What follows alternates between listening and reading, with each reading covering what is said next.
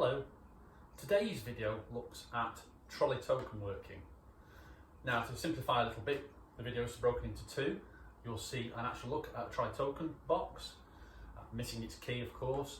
This is thanks to our colleagues up at Kirkby Stephen East, to Tim and Steve. Very thank you for letting us see that.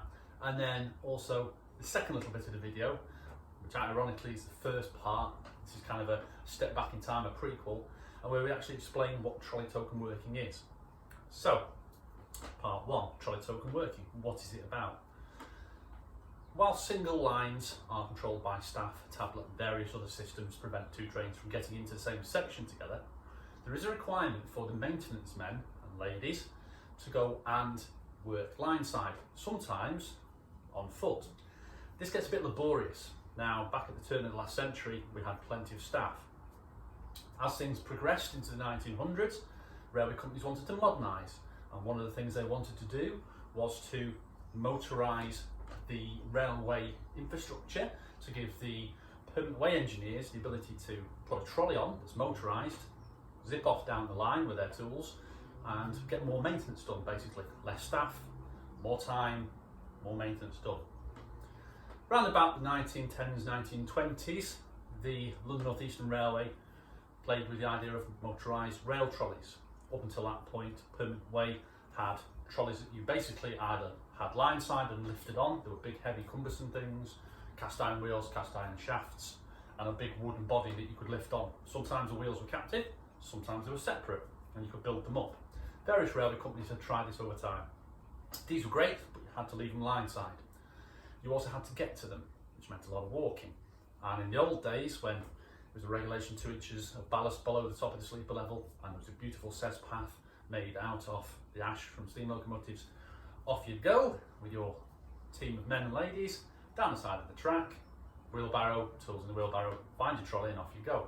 There's a couple of problems with that. Firstly, it's very inefficient. You've got to get there to start with and get the trolley. It's a lot of pushing, a lot of effort when you can motorise it.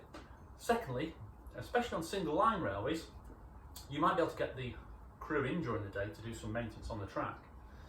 But being a single line, you have to go and get the staff or tablet from Signalbox. This could be miles away. And if a train's coming, you have to get it back. So the system that was perfected was trolley token working. Basically, you give the permanent way crew a machine that acts as a token or staff or tablet. This is interlocked with the system that's already there.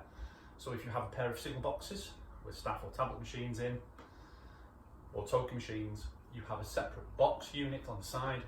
It could be interchanged between tablet, token, staff, trolley token working. When the signaller effects that across the trolley token working, it releases the trolley token. And the trolley token is basically a wooden box with a phone in it and a plug socket and a captive key. Now we'll get to that in a few seconds.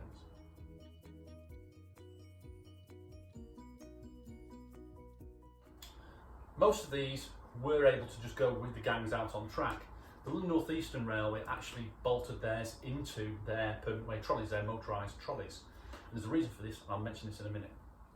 So, after the signaller has switched his switch across to trolley token working, it releases the captive key, basically like a giant yellow key, which is on a chain to the trolley token box. Out goes the ganger with that, puts his motorised trolley on. He now knows that the line is clear and safe for trains to run. For him to run, sorry, not the trains. The London North Eastern and other companies did interface this with the starting signals to prevent starting signals being cleared as well. Not all companies did. The ganger goes out down on their motorised trolley line side, and let's just say, for instance, they've done a few hours work and there's a train due. Line side, and I'll show you a picture of this in a minute, there will be small sidings built. They're very, very simple sidings. All they basically are is a pair of rails laid end on. The ends of the rails are flanged down to act like a ramp. They just sit at 90 degrees to the rail.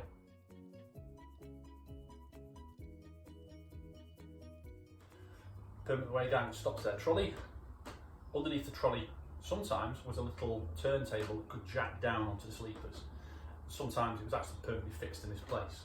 And you just wheel the trolley on, turn it round, push it off the track. So to sit on these flat rails just off to the side of the line. The ganger would now take the wooden box, the trolley token working box, take the plug that's inside on the cable, plug this into a plug point, and this plug point stood next to the siding. I call it the siding, this pair of rails. Once you've plugged that in, it allows you to have a phone line conversation between the trolley token box, the phone that's in that, and the signalman. So you can now go through the process of handing this back. And this is where the clever bit comes in. That captive key I mentioned, once you put that in, as soon as the signaller flicks his system back, it locks the key. So now the ganger can't get that key out again to take the system back. The London North Eastern Railway, I mentioned, bolted theirs into the actual permanent way trolleys themselves, and there's a reason for this. They made sure that the telephone line, the plug line, was only long enough to reach from the trolley token working box bolted into the permanent way trolley to the plug socket adjacent to it. So you couldn't plug it in and leave your permanent way trolley on the track. You had to detrack it before you could plug it in. So it's a very clever little system. Very simple, various variations up and down the country. It was used on the southern, the eastern, and even to Scottish regions. There was about 60 to 70 branch lines that were all fitted with these, and they would have various plug points at certain places down the line, provided as many as required. Again, I mentioned that there's a switch box unit at the Signalbox. This is to switch between the trolley token working and the block working that would lock either system out, so that only one could be in use, and also the telephone line on the side so that you had communication with the trolley tokens working. So that's a basic write-up on how it works. So we'll actually look at one of the trolley token boxes now, kind of provided by our colleague Tim, and this is one that's been donated by the trolley trolley working trust itself. They aim to preserve the method of operation, some of the equipment, and some of the trolleys. Up at Kirkby Stephen East, they actually have some of the rebuilt sheds. They were called garages, that some of the trolleys, up especially in the environments of the United Kingdom that are a little bit wet, shall we say, and snowy, were provided with garages to keep all the equipment safe. And they were based, the trolleys, off the American permanent way trolleys. In America, they have great long sections to maintain, so motorised trolleys made a lot of sense. So anyway, over to part 2 of the video.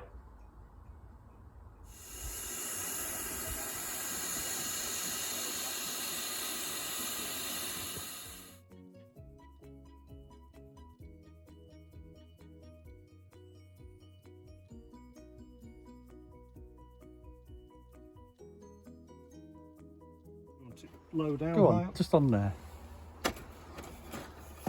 So trolley token box. Yeah, rail motors working in sections where you've got single line controls.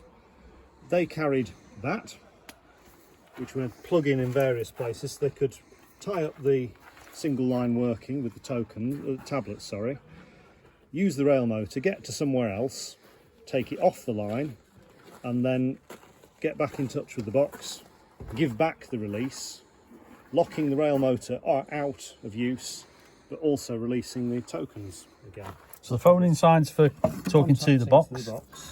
Various different versions of it. This one's Great Eastern in origin, looking at the label there. Another tyres product. North Eastern had something similar.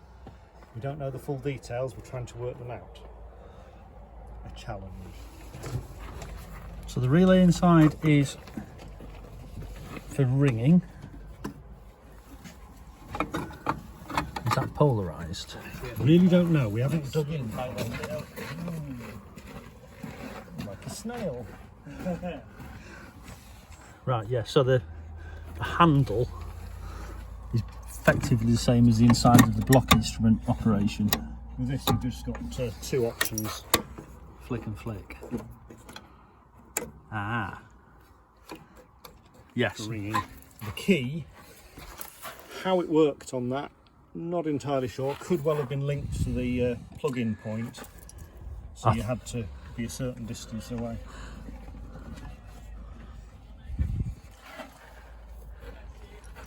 Yes, I can see it just operating in there. And we've got the plug to actually plug in.